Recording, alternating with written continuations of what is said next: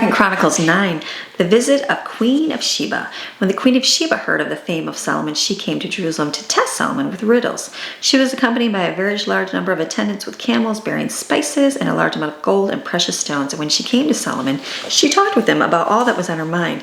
He answered all her questions. Nothing was hidden from her which he did not make clear to her. So when the Queen of Sheba saw the depth of his wisdom in the house which he had built, and the food on his table, the vast seating of his officials, the attendants, the servants of his minister, their attire, his cupbearers and their attire, and the stairway by which he went up to the house of the Lord, she was breathless.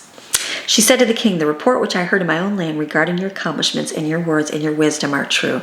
But I did not believe the reports until I came and saw it with my own eyes. Behold, the half of the greatness of your wisdom was not told to me. You have surpassed the report that I heard. Blessed and fortunate are your people. How blessed and fortunate are these servants of yours who stand before you continually and hear your wisdom. Blessed be the Lord your God, who delighted in you, setting you on his throne as king for the Lord your God, because your God loved Israel, establishing them forever, and therefore he made you king over them to justice and righteousness." Then she gave the king 120 talents of gold, a very large amount of spices and precious stones. There was no spice anywhere like that which the Queen of Sheba gave to King Solomon. And the servants of Hiram and from Solomon, who brought gold from Ophir, also brought almug trees and precious stones.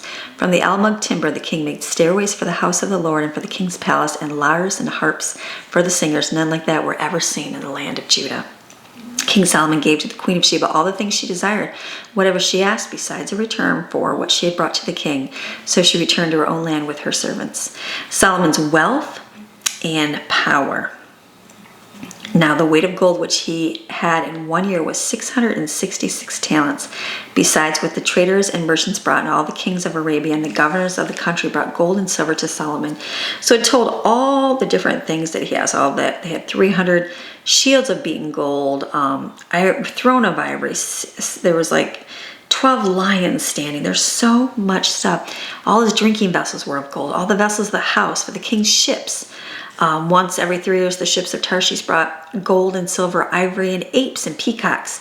He surpassed all the kings of the earth in wealth and wisdom, and all the kings of the earth were seeking the presence of Solomon to hear his wisdom, which God had brought into his heart. Each man brought his gifts, articles of silver and gold, garments, weapons, spices, horses, and mules, so much year by year. He had 4,000 stalls for horses and chariots and 12,000 horsemen. He stationed them in the chariot cities with the king at Jerusalem. He ruled over all the kings from the Euphrates River to the land of Philistines and as far as the border of Egypt. He made silver in Jerusalem as common as stones, and cedar wood as plentiful as the sycamore fig trees that are in the lowland. And they're importing horses for Solomon from Egypt and from all other countries. Now the rest of the acts of Solomon, from the first to last, are they not written in the records of Nathan the prophet, and in the prophecy of Ahijah the Shilonite, and the visions of Iddo the seer concerning Jeroboam the son of Nebat? Then he reigned for 40 years. The death, he slept with his fathers. He was buried in the city of his father David. Rehoboam his son reigned in his place. I like that, because that life lived with God's wisdom becomes a testimony that others cannot ignore. It's just so very much laid out. Like, look at all the goodness that God has done. So, all right, this is your daily Bible chapter. Read God's word Monday through Friday. See you tomorrow.